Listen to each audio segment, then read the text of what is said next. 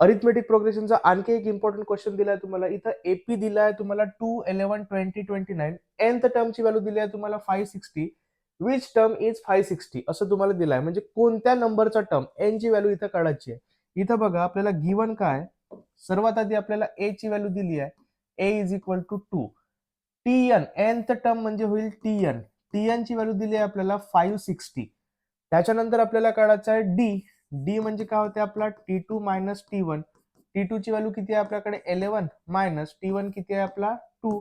11 minus 2 म्हणजे किती 9. म्हणजे डी ची व्हॅल्यू किती आली आपली 9. आता वी नो दॅट आपल्याकडे फॉर्म्युला आहे. कोणता फॉर्म्युला आपल्याकडे Tn is equal to a plus n minus 1 into d. N ची व्हॅल्यू आपल्याला काढायची आहे. बाकी सगळं आपण पुट करून टाकू. Tn ची व्हॅल्यू आहे आपल्याकडे 560.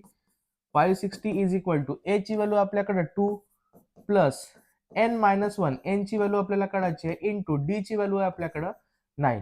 आता 560 इज इक्वल टू 2 प्लस या 9चं इथं आपण मल्टिप्लिकेशन करू शकतो. 2 plus 9n minus 9. 560 is equal two plus 2 minus 9 म्हणजे हा येईल आपला इथं आपला 9n हा जसा तसा प्लस 2 मायनस 9 म्हणजे येईल आपला हा -7. -7 समजा इकडे घेऊन आलो आपण तर हा होईल आपला +7. 560 plus 7 is equal to 9n.